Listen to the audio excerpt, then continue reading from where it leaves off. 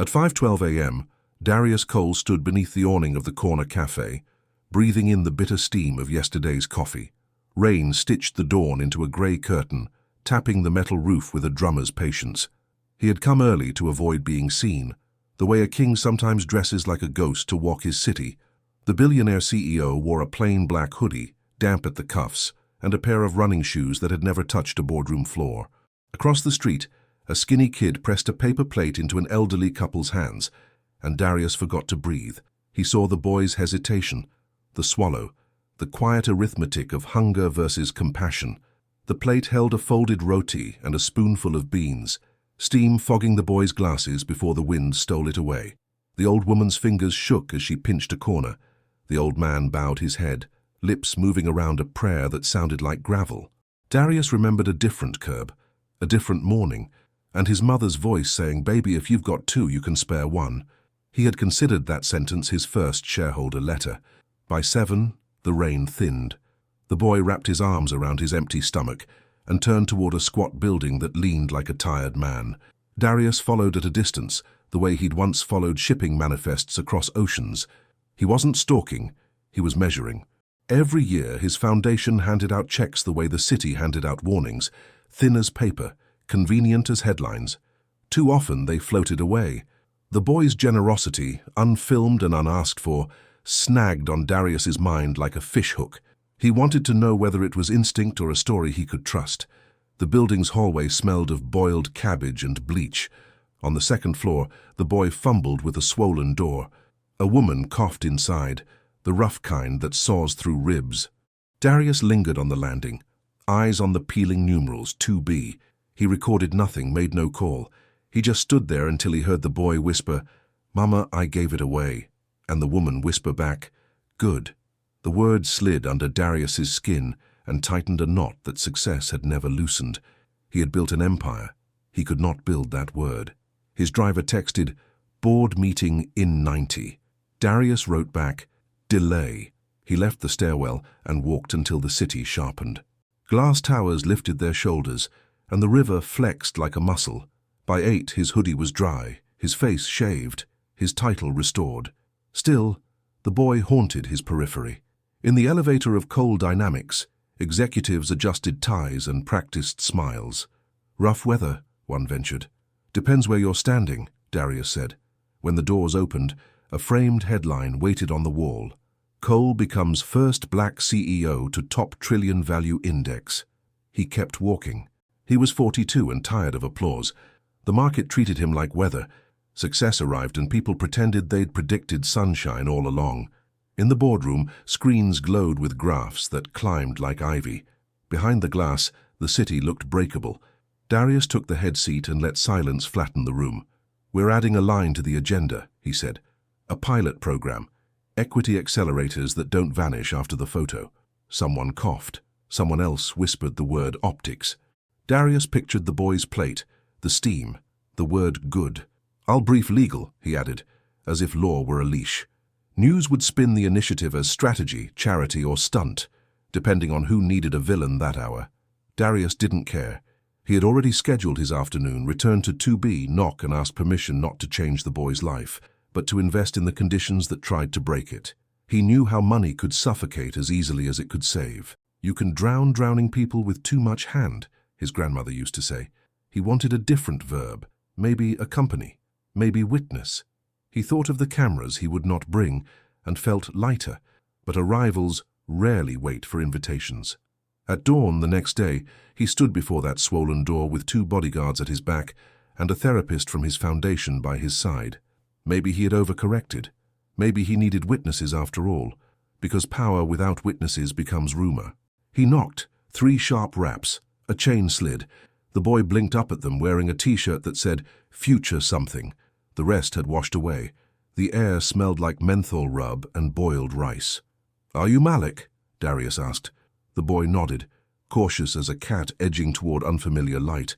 "Why are there cameras?" Malik's mother asked, appearing behind him with a scarf tied over her hair. Her voice had the same rough edge from yesterday, though now it carried a measure of ceremony. Darius glanced at the therapist, who started to speak and then didn't. "There are no cameras," Darius said, and realized the lie as he said it. To some people, men like him were cameras even when empty-handed. "I wanted to thank your son for what he did," he continued, "and to ask if we can help on your terms." The word terms hit the room like a test. Malik stepped back and opened the door wider, a decision that felt like courage wearing thin shoes. Inside, the apartment was neat, the way poor places are neat. Everything in its lane ready to move. A cracked fishbowl held pencils. A shoebox served as a medicine chest. "I'm Darius Cole," he said softly, watching recognition break across the mother's face with both awe and suspicion. "The one from the buildings," she murmured. "From the news." He nodded. "From mistakes," he said, surprising himself, "but also from trying again." He looked at Malik. "You gave away dinner. Let us give back time. Stay with me, because what Darius offered next would test generosity harder than hunger ever could for them." Malik stared at Darius Cole like he'd just stepped out of the television, except the television never smelled faintly of rain and cologne. His first instinct was to ask why a billionaire had found his way into their peeling apartment. His second instinct was to run. But his third, the strongest, was to hold his ground, because his mother's eyes flickered between pride and fear, and he understood he had to steady her before himself. Darius lowered himself into the only armchair, its springs sighing. Malik's mother sat opposite, adjusting the scarf at her throat as if it could shield her. Malik perched on the arm of the couch, knees bouncing. Silence pressed close, broken only by the hum of a fridge that rattled like loose teeth. Then Darius said, "I watched what you did yesterday. You gave your only food away." He let the sentence linger, not as accusation, but as acknowledgement. Malik flushed, tugging at his shirt. "It was nothing." His voice cracked. "They were hungry." "That," Darius replied, "is never nothing." He leaned forward. "Do you know how many people walk by and decide it's not their problem? Do you know how rare it is to see someone your age choose differently?" Malik's mother coughed into her fist, a dry rasp. "Sir, I don't know why you're here, but we don't need pity. We've gotten by this long without it." Her eyes were sharp, but beneath them swam exhaustion, years deep. Darius held her gaze, neither flinching nor softening. "Respect," he said. "Not pity. Respect is why I'm here." Her expression shifted, the tightness easing just slightly. Malik glanced between them, caught in the current of something larger than himself. Darius tapped his finger against his knee. "When I was a boy, my mother and I shared one room in a boarding house. Some nights she gave me her food. Some nights I lied and said I'd already eaten so she would.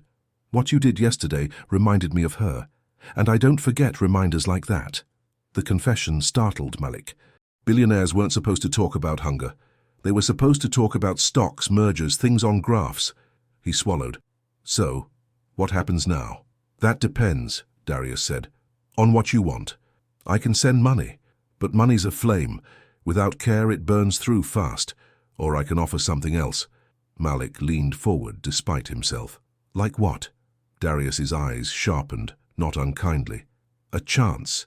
Internships, mentorship, schooling, connections that last longer than a check. It won't be easy. Nothing worth building ever is. But it could change more than one life. It could ripple outward." He paused. "And I don't make this offer often." Malik's mother inhaled slowly, her ribcage rising like fragile scaffolding. "What do you want in return?" she asked, suspicion lacing each word. She knew the world never handed gifts freely. Darius shook his head. "I want you safe. I want him," he nodded at Malik, "to see what he can be if the world doesn't smother him first." "That's all." For a long moment no one spoke. Malik's stomach growled loudly, betraying him. Heat rushed to his cheeks, but Darius only smiled faintly. "You see, even heroes need breakfast. May I?" He reached into a sleek leather bag one of the bodyguards had set down and produced 3 wrapped parcels. "My grandmother's recipe. Sweetbread, still warm." The aroma filled the room, buttery and spiced. Malik's mother hesitated, then took one. Malik accepted his with shaking hands. When he bit into it, sweetness spread across his tongue, rich and heavy, and for the first time in months he didn't feel like he was swallowing air. Darius ate too, slowly, as though to prove equality. "This," he said after a bite, "is how partnerships start. Small, honest, shared." But Malik's mother set her half down. her eyes narrowing again. "Mr. Cole, men in suits have come through this neighborhood before. They promise light and leave shadows. They take pictures, shake hands, and disappear. I won't let you use my boy for headlines." Her defiance struck Darius like cold water, and oddly, he respected it. He gestured toward the window, where sunlight fell weakly across rusting fire escapes. "No cameras, no headlines. This is not charity, it's responsibility." His voice dropped lower. "Because if I don't help where I once stood, then every success I've built means nothing." Malik felt the air shift, thick with something he didn't fully understand but sensed was important. His pulse raced. "If I say yes," he asked, "what happens first?" Darius smiled. Not wide, but certain. "First, you come with me tomorrow. You'll sit in on a meeting most adults will never see. You won't talk, just listen, watch, learn. Then you decide if this path is one you want." He leaned back, folding his hands. "But know this, once you start, the world will notice, and some won't like it." The warning settled like a stone in Malik's chest. He thought of schoolmates who mocked him, neighbors who whispered about anyone who dared rise above their station. He thought of hunger, of his mother's cough, of the couple on the bench. He nodded slowly. "I'll go." His mother gripped his arm, torn between fear and hope. Darius met her eyes, holding them steady. "I'll have my driver pick you both up. No conditions, no cameras." Outside, the city stirred. Buses coughing exhaust, vendors clattering pans. Life moved as if nothing monumental had just been set in motion, yet inside that dim apartment, a fuse had been lit. Malik didn't know it yet, but the decision he'd just made would draw both enemies and allies out of shadows he never imagined existed. "Stay with me," because when Malik walked into that glass tower the next morning, the world that had ignored him would finally turn its gaze his way. And not all gazes are kind. The following morning cracked open with the sound of Malik's mother coughing again, a sharp rattle that made the walls seem thinner. Malik lay awake on the couch, staring at the ceiling, replaying every word Darius had spoken. His nerves buzzed. He had agreed to go into a billionaire's world, and now that the sun was rising, he wondered if he had made a mistake. Hunger, he understood. Disappointment, he understood. But the world Darius hinted at, the one of boardrooms, contracts, and enemies, felt like a storm he wasn't ready to walk into. At precisely 8 o'clock, the street outside trembled under the purr of a black SUV. Its polished surface reflected the sagging brick of the neighborhood like a cruel joke. Neighbors peeked through curtains, murmuring. Malik's mother tied her scarf tighter and whispered, "Head up, shoulders straight. Don't let them think you're small." Malik obeyed, though his knees wobbled. When the bodyguard opened the door, Malik felt 100 eyes crawl over him as he slid into the leather seat. Inside, Darius sat with a tablet balanced on his knee. He looked up and smiled. "Morning, Malik." "Mrs. Turner." "Morning," Malik's mother replied carefully. "Sleep well?" Darius asked. Malik swallowed. "Not really." "That's good," Darius said. Malik blinked at him, confused. "It means you care. The day you stop losing sleep over big choices is the day you stop growing." The SUV glided through the city, leaving behind cracked sidewalks for glittering storefronts, food carts for glass towers. Malik pressed his forehead to the window, dizzy at how the world seemed to transform simply by geography. When they finally stopped, the building before them rose like a blade of silver stabbing the clouds. Coal Dynamics was carved in steel letters taller than Malik himself. He muttered under his breath, "It looks like it could cut the sky." Darius heard him and chuckled. "Sometimes it does." Inside, the lobby stretched so wide Malik thought his voice might echo if he shouted. Polished marble floors gleamed. A chandelier rained light onto a giant mural of black pioneers, scientists, entrepreneurs, activists, faces Malik had never seen in his schoolbooks. He stopped and stared. "You recognize them?" Darius asked. Malik shook his head. "You will," Darius said, "if you're going to stand among them." The elevator whooshed upward so fast Malik's ears popped. On the top floor, the doors opened into a boardroom where 20 men and women in tailored suits waited. Conversations stilled when they saw the boy in a thrift store shirt. Malik's chest tightened. He heard whispers. "Who's the kid? Why's he here?" The words coiled around him like snakes. Darius strode in without hesitation. "This is Malik Turner," he announced. "He's my guest today." He let the sentence hang, daring anyone to question it. No one did. Malik sat at the far end, his hands damp on the polished wood table. The air smelled faintly of citrus and power. The meeting began with graphs projected on a wall, numbers and percentages that flew over Malik's head. He tried to focus, but all he saw were the frowns, the forced smiles, the tapping pens. It was a jungle, and everyone here was a predator, disguised in silk. Then a woman named Ms. Riley cleared her throat. "Mr. Cole, about this new equity initiative, you're moving billions into untested communities. That exposes us to unnecessary risk." Malik's ears burned. Was she talking about neighborhoods like his? His mother? Him? Darius's reply was calm, but it sliced clean. "Risk," he said, "is investing in things that don't last. I'm investing in people. People last." His eyes flicked briefly toward Malik before turning back to the table. "This initiative stands. Debate is closed." A few executives stiffened, their jaws clenched. Malik realized then, power didn't just create enemies outside the tower, it multiplied them inside. Darius sat at the head, but every smile aimed at him carried teeth. Hours later, when the meeting broke, Darius led Malik to a balcony that overlooked the city. The wind snapped at Malik's shirt, and his heart pounded from everything he had witnessed. "Well?" Darius asked. "It was scary," Malik admitted. "Like they wanted to eat you alive." "They do," Darius said with a wry grin. "But I've been feeding myself too long to starve now. The question is, when it's your turn at that table, will you feed or be fed on?" Malik swallowed hard. "I don't know if I can do this." "You don't have to know yet," Darius said. "You just have to keep showing up." Before Malik could answer, the elevator dinged, and a man in a gray suit stepped onto the balcony.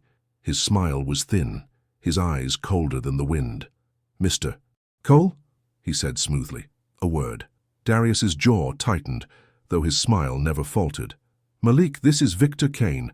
He runs one of our largest divisions." Kane's gaze slid to Malik like a knife.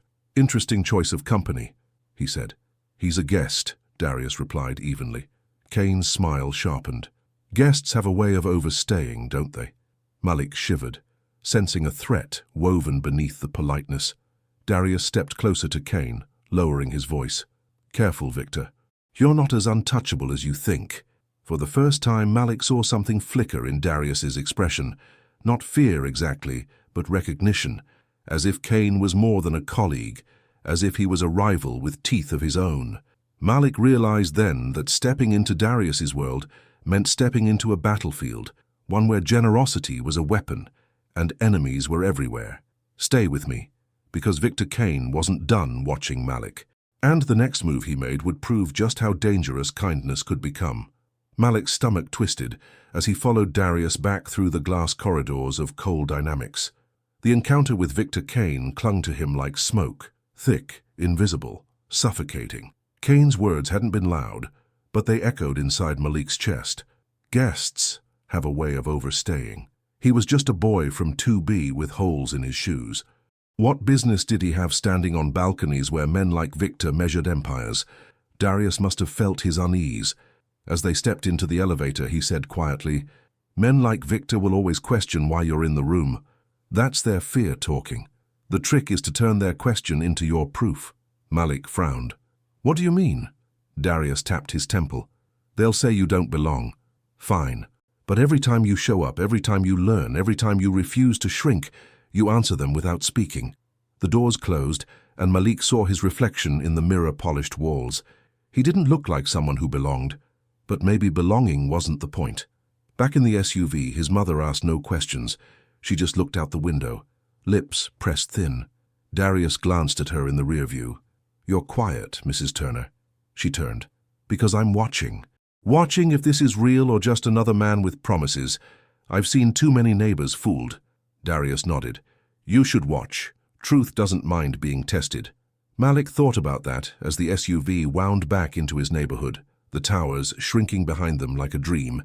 Kids played barefoot in the street. Vendors shouted over the clatter of carts. When the SUV stopped, whispers rose. "That's Malik. He's with the Billionaire." Eyes followed them all the way to their building, sticky with curiosity and envy. Malik kept his head up, remembering his mother's words. But the weight of those stairs felt heavier than the marble floors upstairs. That night he lay awake listening to the creak of pipes. He kept replaying Kane's smile. It wasn't the smile of someone who would forget, and Malik, young as he was, understood that stepping into Darius's world had painted a target on his back. The next day he was back at Cole Dynamics.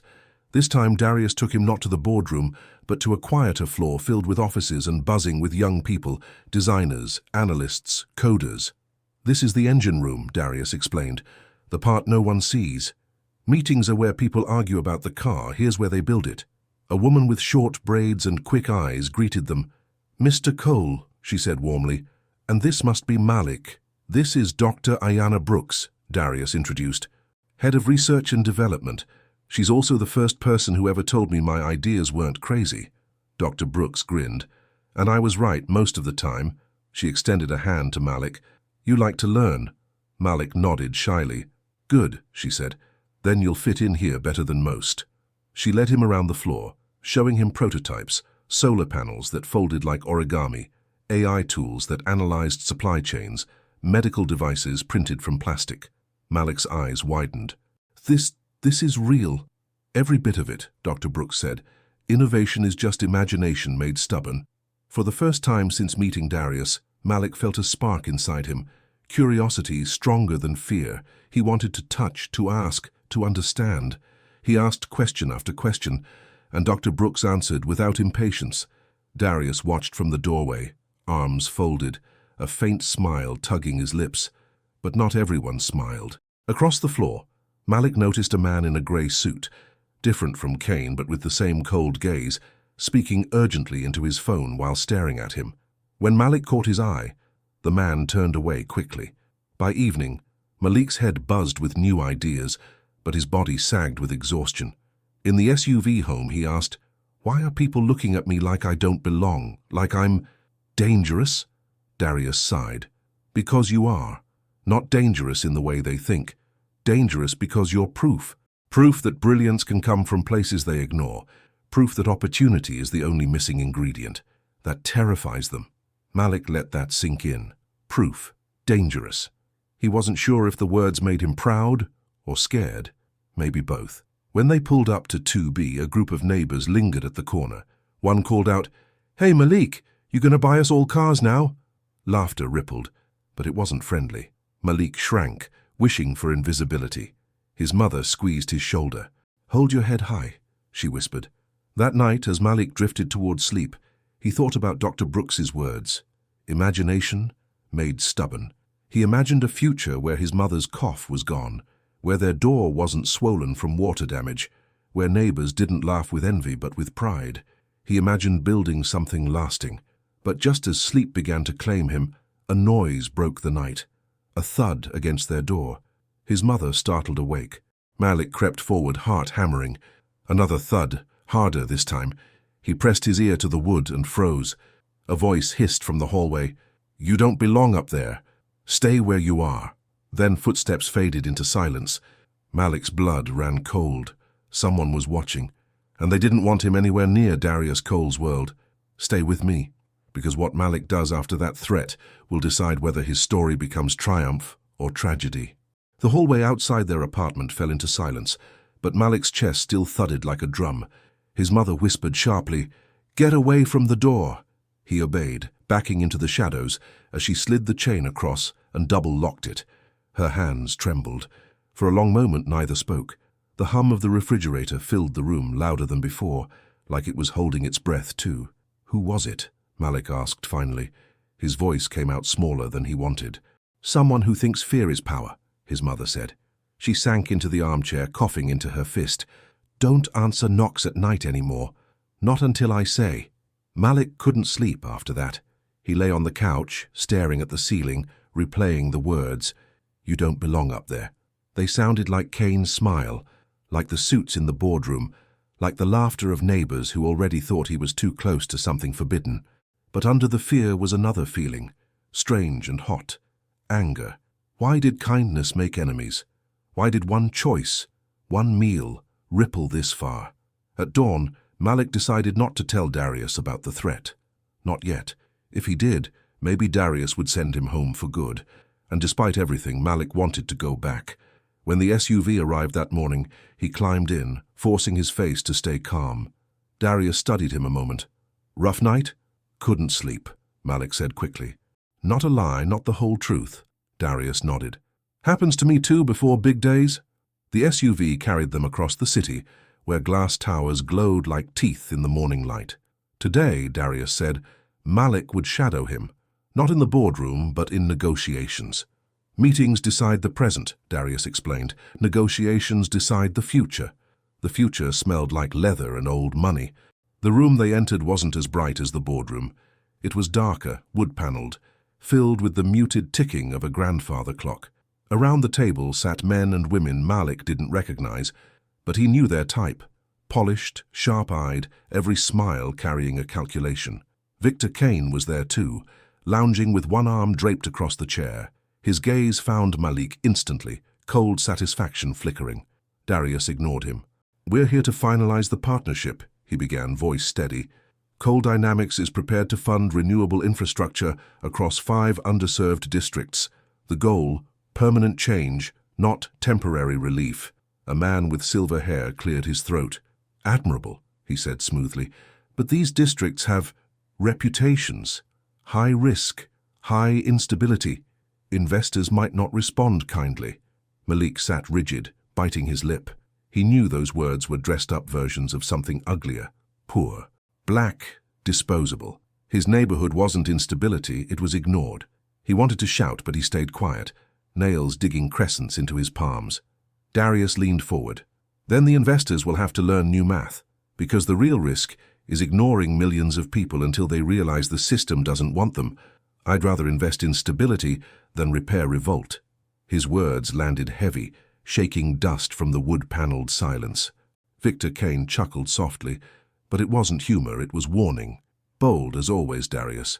But bold men often forget the ground they stand on can be pulled out from under them." His eyes flicked toward Malik, especially when they start parading symbols. Malik stiffened. He wanted to disappear, but Darius's hand landed on his shoulder, firm. "This boy isn't a symbol," Darius said evenly. "He's a student. You'd be wise to take notes from him instead of insulting him." The table crackled with tension.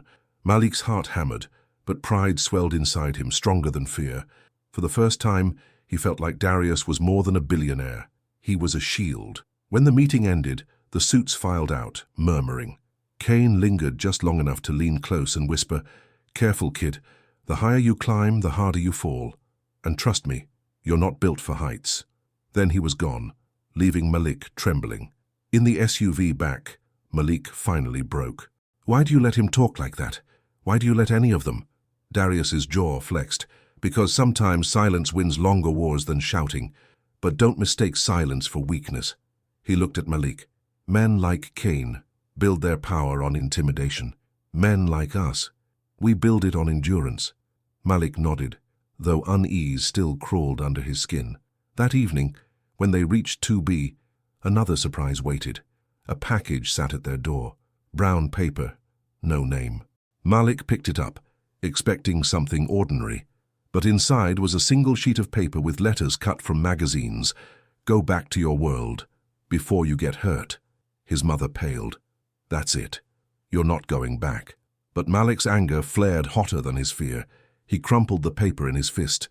"No, if they're scared enough to threaten me, then I'm already doing something right." His mother stared at him, torn between terror and pride. Darius's words echoed in Malik's mind. "Turn their question into your proof. Stay with me." Because Malik's defiance has just declared war. And when a boy from 2B declares war on billionaires, the city itself starts to tremble. The threat note burned in Malik's pocket long after he crumpled it. He kept feeling the jagged edges of the letters, each one cut from a magazine, glued into a warning that was more art than message. Whoever made it wanted to scare him without being seen, and it worked. His hands shook each time he thought about it. But under the shaking was a deeper current, something he couldn't explain. Defiance. A boy from 2B wasn't supposed to matter enough to be threatened, yet here he was. The next morning, Malik's mother tried to stop him at the door. "You're not going back to that tower," she said, blocking the exit. Her scarf was tied tighter than usual, her face pale from another night of coughing. "It's not safe." Malik's throat tightened. "Mama," Nothing here is safe either. The landlord, the hunger, the cold, at least up there I have a chance." Her eyes shone with both fear and love. She wanted to argue, but the words died on her lips. Instead, she pulled him into a hug that smelled of menthol and determination. "Then promise me. Don't let them break you." He promised, even though he didn't know what breaking would look like. The SUV arrived as usual, the driver stone-faced. This time, however, there was no Darius waiting inside. Only Dr. Brooks, her eyes sharp behind her glasses. "Change of plans," she said briskly. "Mr. Cole's tied up in another negotiation. You're with me today." Malik blinked. "Doing what?" She smiled, seeing the other half of the fight. They didn't drive to the towers. Instead, the SUV carried them deeper into the city, past neighborhoods Malik had never seen, worse than his own. Their windows boarded, streets cracked like broken teeth. The SUV finally stopped in front of a warehouse converted into a community center. Children ran barefoot through the lot, laughing despite the dust. Volunteers unloaded crates of food. The air smelled of sweat, spice, and survival. "This," Dr. Brooks said, stepping out, "is where promises either breathe or choke." Inside, the warehouse pulsed with activity. Teachers worked with small groups at folding tables. Doctors in white coats set up clinics with donated supplies. Engineers tinkered with solar panels in the corner. "These are Cole Dynamics partnerships," Dr. Brooks explained. "Not charity, collaboration. We provide tools. They decide how to use them." Malik wandered among the projects, his eyes wide. A boy his age showed him a 3D printed prosthetic hand he was building for his little sister. A girl explained how they were wiring cheap solar lights for families without electricity. Malik's chest swelled with something he hadn't felt in years. Possibility. But not everyone welcomed him. A group of teenagers leaned against the wall, arms crossed. One of them sneered. "So this is the billionaire's pet?" Laughter followed. Malik's face burned, but Dr. Brooks stepped forward. "He's not a pet. He's here to learn, same as you." Her tone cut sharp enough to silence them, but the sting remained in Malik's chest. Later, as they rode back toward the towers, Malik asked quietly, "Why do they hate me already?" Dr. Brooks sighed. "Because you remind them of what they don't have. Access, opportunity. That kind of resentment is heavy. It can crush you if you let it." "What if I can't carry it?" "Then you find others to carry it with you," she said. "That's the only way anyone survives this fight." When they reached the tower, Darius was waiting in his office, pacing. His usual calm was gone, replaced by a storm in his eyes. "Malik, walk with me." They stepped onto the balcony again, wind tugging at their clothes. "I heard about the note," Darius said. Malik froze. "How? I know more about this city than its mayor." Darius's gaze cut into him. "Why didn't you tell me?" "Because I didn't want you to think I couldn't handle it." For a long moment, Darius said nothing. Then softly, "Strength isn't hiding fear. It's naming it, then facing it anyway. Never hide threats from me again. Deal?" Malik nodded reluctantly. Darius leaned on the railing, the city sprawling below like a map of ambition. "Victor Kane is testing us. That note has his shadow all over it, though he'll deny it. He thinks intimidation can slow me down." His voice hardened. "He's wrong." Malik swallowed. "What do we do?" "We keep moving," Darius said. "Faster, louder. You saw the community center today. Tomorrow I want you in the media room. The city needs to hear your voice, not Kane's." Malik's stomach dropped. "My voice? On camera?" "Yes," Darius said, "because you're the proof I keep talking about. And proof only matters if it's seen." That night, back in 2B, Malik could barely eat. The idea of facing cameras, of the whole city watching, made his palms sweat. His mother rubbed his back. "Don't let fear choke your voice, baby. If you speak, speak truth. That's stronger than any threat." But across town, in a penthouse filled with shadows, Victor Kane poured himself a glass of scotch and smiled. "Put the boy on camera," he murmured to no one. "Perfect. The higher they raise him, the sweeter the fall. Stay with me, because when Malik steps in front of those cameras, his words will shake the city. But shaking the city means shaking enemies awake." The next morning, Malik felt like his stomach had swallowed rocks. The SUV ride to Cole Dynamics blurred past him, vendors shouting, kids darting between cars, skyscrapers rising like iron giants. His mother's words echoed in his ears. "Don't let fear choke your voice." But fear sat heavy on his chest, tighter with each passing block. When they arrived, the media floor buzzed like a beehive. Bright lights, rolling cameras, producers with headsets barking orders. The smell of coffee and hairspray hung in the air. Screens on the wall flashed headlines. Coal Dynamics announces new initiative. Whispers of division inside. The city was already talking, and now Malik was supposed to answer. Darius met him at the edge of the stage, his black suit gleaming under the lights. He placed both hands on Malik's shoulders, steady. "Remember what I told you. Don't try to be perfect. Just be true. The world can spot lies, but it's starving for truth." Malik's throat was dry. "What if I mess up?" Darius smiled faintly. "Then you'll be human, and humanity is what they're afraid of." The stage manager waved. "We're live in 60 seconds. Malik was ushered onto a tall chair beside Darius, cameras pointed like rifles. The studio heat made sweat gather under his arms. He tugged at his thrift store shirt, wishing he had something sharper, cleaner. But then he remembered the boy yesterday, showing him the 3D printed hand for his sister. That boy hadn't needed a suit to be brilliant. Malik straightened. The red light blinked on. A news anchor, with a smile sharp enough to cut glass, leaned forward. "We're here with Darius Cole, CEO of Coal Dynamics, and his special guest. Young man, would you introduce yourself?" Malik's tongue stuck to the roof of his mouth. For a terrifying heartbeat, silence stretched. He thought of the note, the hissed threat, Kane's smirk. Then he thought of his mother's cough, the couple on the bench, the warmth of sweetbread on his tongue. He exhaled. "My name is Malik Turner," he said, voice steadier than he felt. "I'm from 2B in the Franklin projects. Yesterday I was just a kid trying to help two people who looked hungrier than me. Today I'm sitting here, and I think the only difference between yesterday and today is that somebody decided my choice mattered. But there are kids like me making choices every day. They just don't get seen." The anchor blinked, momentarily disarmed. Malik pressed on, words spilling faster now. "We don't need pity. We don't need handouts that disappear. We need chances. We need people to believe our ideas matter, our lives matter. If Mr. Cole can build towers out of steel, then why can't we build futures out of hope? Why can't we build something that lasts?" The studio was silent for a beat too long. Then the anchor forced a smile, pivoting quickly. "Strong words from a young man. Mr. Cole, is this the face of your new initiative?" Darius didn't answer right away. Instead, he looked at Malik with pride burning in his eyes. "This is not the face of my initiative," he said firmly. "This is the voice of it." The clip spread across the city before they even left the studio. Phones lit up in barber shops, classrooms, buses, and cafes. Some people clapped at the boy's courage. Others scoffed, muttering that billionaires use kids like props. But no one ignored it. For the first time, Malik Turner's name buzzed through the city like static before a storm.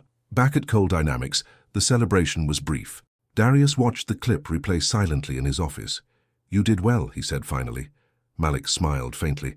"I thought I was going to choke." "You didn't. And now the city knows you." Darius's expression hardened, which means the city's enemies know you too. As if on cue, Darius's phone buzzed. A message. His eyes narrowed as he read it. "Victor Kane just called a press conference," he said grimly. "What for?" Malik asked. "To paint you as my puppet," Darius replied. "To twist your words into something they can use against us." Malik's stomach dropped. "But I just told the truth. That's exactly why they'll come for you," Darius said. He leaned forward, voice low. "Truth is the most dangerous weapon in a room full of liars." That evening, Malik and his mother returned home to find a crowd waiting outside their building. Neighbors pointed, reporters shoved microphones forward. Flashes from cameras lit up the night like lightning. "Malik, why did you say those things? Are you being paid to speak for Cole? Is this just a publicity stunt?" Malik froze, blinded.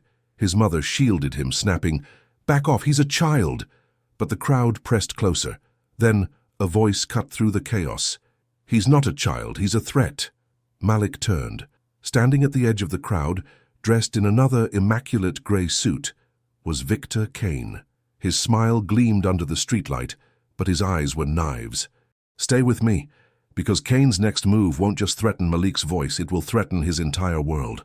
Victor Kane's words sliced through the crowd like a blade. "He's not a child, he's a threat."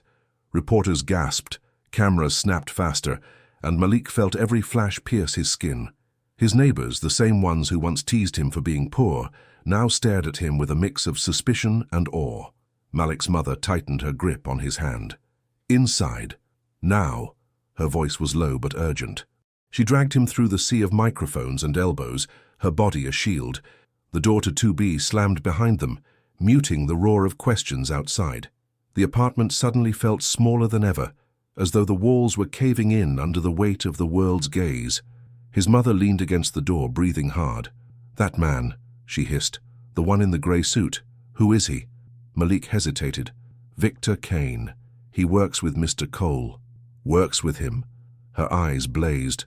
"He just called my son a threat on live television." Malik didn't know how to answer. His heart raced, his mind replaying the look in Kane's eyes, cold, calculating, hungry for destruction. Minutes later, a knock rattled the door again. Malik flinched, but this time it was Darius's voice. "It's me." His mother unchained the lock reluctantly. Darius stepped inside, his face grim, his usual calmness strained. "You saw him," Darius said quietly. Malik nodded. "He called me a threat." Darius's jaw tightened. "That's his strategy, to turn public opinion. He knows he can't break me in the boardroom, so he'll try to break me through you." His mother crossed her arms. "Then take him out of it. He's just a boy." Darius met her gaze evenly. "Mrs. Turner, your son stood on camera today and spoke more truth than most men in my tower have in years. If I pull him back now, Kane wins. And worse, your son learns the wrong lesson. That fear decides his future." Silence hung heavy. Malik stared at the floor, torn between the safety of hiding and the fire that had lit in his chest when the city listened to him. Finally, he whispered, "I don't want Kane to win." Darius nodded slowly. "Then we fight." The next day, Malik's face appeared on every newspaper, every newsfeed. Some headlines praised him. "Boy from 2B speaks for the voiceless." Others sneered, "Billionaire uses child for propaganda." The city was split down the middle, and Victor Kane poured fuel on the fire. At his press conference, he stood before reporters, smooth as glass. "This boy," Kane said, holding up a blown-up photo of Malik at the news desk, "is being paraded as the future. But let's ask the real question. Whose future? Cole Dynamics is a trillion-dollar empire. Do you think they really need advice from a child? Or is this all a distraction while Mr. Cole moves billions into projects that weaken investor trust?" The room erupted with questions. Kane smirked, letting the frenzy feed itself. By the end of the day, hashtags swirled. Moi Cole scam. Malik the puppet. The same city that had lifted Malik up was now tearing at him. At Cole Dynamics, Malik watched the headlines scroll across the giant screen in Darius's office. His stomach twisted. "They hate me." "They fear you," Darius corrected. "There's a difference. Hate is loud, fear is louder, but both mean you're being heard." Malik clenched his fists. "What if I can't handle it?" "You don't have to handle it alone," Darius said firmly. "Look around." He gestured toward Dr. Brooks, who had just entered, arms stacked with folders.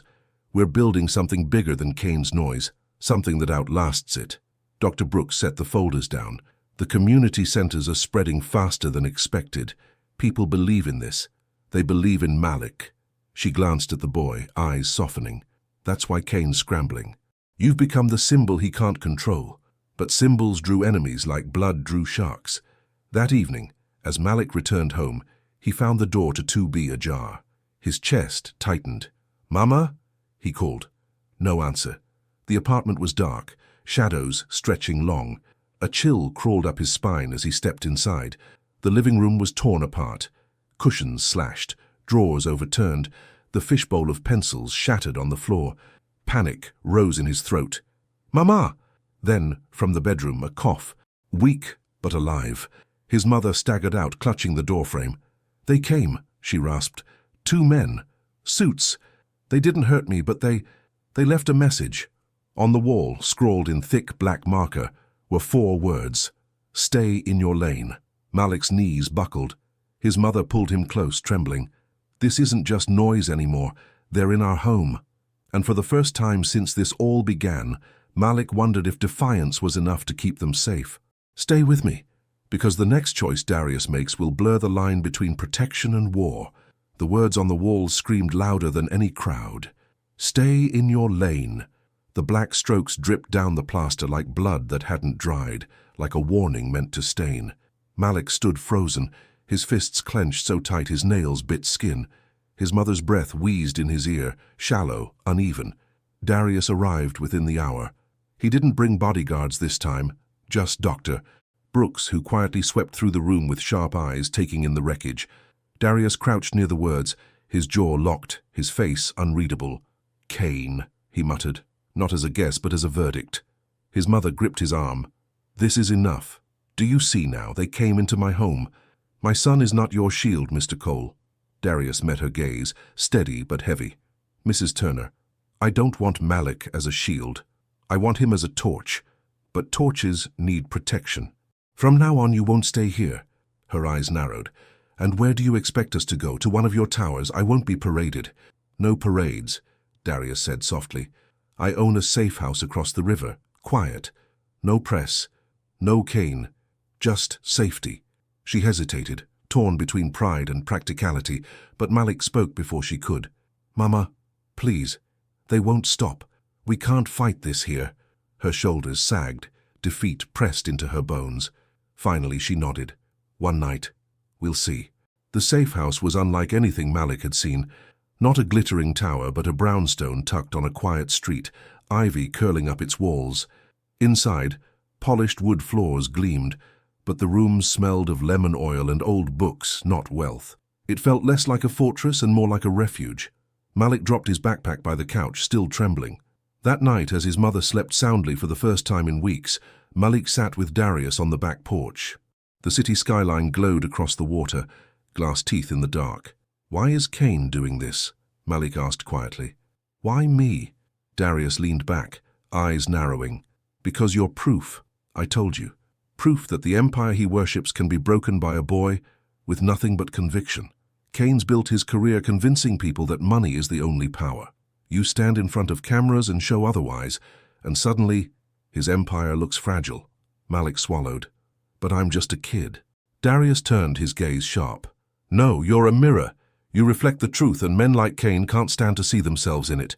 The next morning, news exploded. Photos of Malik's vandalized apartment flooded feeds, leaked by someone who had been there. Commentators shouted across screens, "Is Cole exploiting this boy's struggle for sympathy? Or is Kane crossing lines no one should cross?" The city was boiling. Protests began outside Cole Dynamics headquarters, some chanting Malik's name, others calling him a puppet. The sidewalks became battlegrounds, chants clashing with jeers. Darius watched the footage from the safe house, his expression storm dark. "This isn't about business anymore. Kane wants a war." Dr. Brooks paced the living room, papers in her hand. "Then fight him where he least expects, in court. Expose his threats, the break-in, the intimidation." Darius shook his head. "Court is slow. By the time papers are filed, the damage will be done." "Then what?" Malik asked, his voice breaking. "We just wait for him to come again?" Darius's gaze softened. "No, we make the city choose. You'll speak again tomorrow, this time at the community center. No suits, no stage, just you, the people, and truth." Malik's throat tightened. "They'll say I'm a puppet again." "Then cut the strings," Darius said. "Speak words I can't feed you. Speak what's yours. That's how you win." The next day, the warehouse community center overflowed. People packed every inch. Kids, mothers, workers, elders leaning on canes. Phones held high streamed every second. At the front, Malik's knees trembled as he gripped the microphone. He looked out and saw faces waiting. Hungry, skeptical, hopeful. He took a shaky breath. "I'm Malik Turner. You've seen my face on TV. You've heard men argue about me like I'm not standing here. But let me tell you the truth.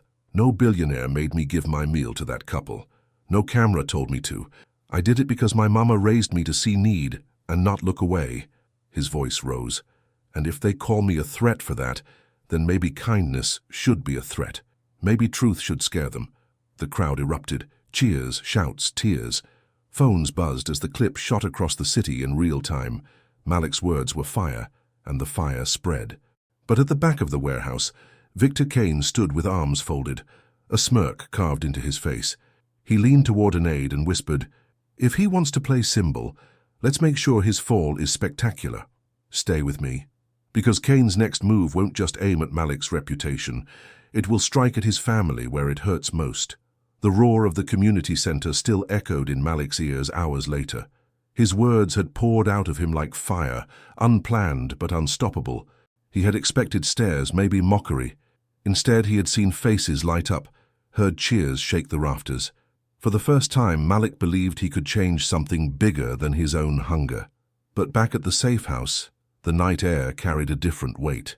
Darius sat in the study, staring at the skyline, a glass of untouched water at his elbow. Dr. Brooks scrolled through her tablet, her brow furrowed. It's spreading faster than anything we've ever seen. Clips of Malik's speech are everywhere, trending in 15 cities. Darius didn't smile. And Kane? She exhaled. He's quiet. Too quiet. That quiet broke the next morning. Headlines screamed across every screen. Malik Turner's mother under investigation. Photos of Mrs. Turner, tired and frail, filled the feeds, accompanied by documents leaked to the press. They accused her of falsifying medical claims to receive extra assistance, of manipulating housing applications. The reports were laced with official-looking stamps and signatures. Malik's chest went hollow. That's a lie. She never did that. He shoved the tablet away, trembling. She can barely walk to the store, and they think she's scamming the city. Darius's voice was grim. This is Kane. He couldn't touch you directly, so he's trying to poison the ground under your feet. If people think your mother's a fraud, they'll stop listening to you. Mrs. Turner sat silent, her hands folded in her lap. Her face was pale, her cough sharp. I knew it would come to this, she whispered. They don't fight fair, Malik. Men like Kane never do. But we can prove it's false, right? Malik's voice cracked. We can show the papers are fake? Yes, Darius said firmly. But by the time truth catches up, lies are already halfway around the city. We need to strike back harder. That afternoon, protesters gathered outside the safe house. Half shouted Malik's name in support. The other half jeered, waving signs, fraud family, billionaire's puppet. Police lined the street, trying to keep order. Malik watched from the upstairs window, his hands shaking. He had never wanted fame. Now it felt like a weapon pressed to his chest. Darius entered the room quietly. You can walk away, he said. I'll understand. You've already done more than anyone expected. Malik turned, his jaw set. If I walk away, Kane wins. And then what? The next kid who gives up his meal for someone else, they'll crush him too. No, I won't give him that. Pride flickered in Darius's eyes. Then tomorrow we answer Kane on his stage. A press conference, not mine, yours. You'll speak, and I'll stand behind you. Let the city see you're not running. The next day, the press conference hall overflowed. Cameras lined the aisles, reporters buzzing like wasps. Mrs. Turner sat in the front row, scarf wrapped tight, determination in her tired eyes. Darius stood at Malik's side, tall and steady. When Malik stepped to the podium, the noise quieted into a sharp, expectant hush. His palms sweated, but his voice carried. They say my mama lied. They say we're frauds. Let me tell you something. My mama raised me on truth. She taught me to give, even when we had nothing. She taught me to see people, not just problems. And if they call that fraud, then maybe the system is the fraud, not her. Gasps rippled through the room. Cameras flashed. Malik's voice grew stronger. I didn't ask for this stage. I didn't chase cameras.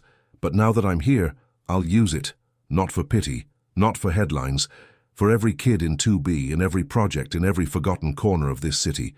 We belong here too. We belong everywhere. Truth belongs.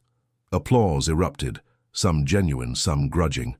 Reporters shouted questions, but Malik's words had already taken flight, spreading through feeds and streets faster than Kane could twist them. But Kane wasn't finished. Watching from his penthouse, he slammed his glass onto the table. If the boy wants war, he snarled, then war he'll get. Dig deeper. Find the cracks. Everyone has them. In the safe house, Malik finally let himself breathe. His mother squeezed his hand, whispering, You were brilliant, baby. Darius clasped his shoulder, pride fierce in his eyes. But as night fell, Malik knew this wasn't victory. Not yet. Kane was still out there, sharpening his knives. And the next strike wouldn't be against lies or words. It would be against something Malik couldn't protect with speeches alone. Stay with me, because the final battle is coming. And when it lands, It will test whether Malik's courage can survive the weight of an empire.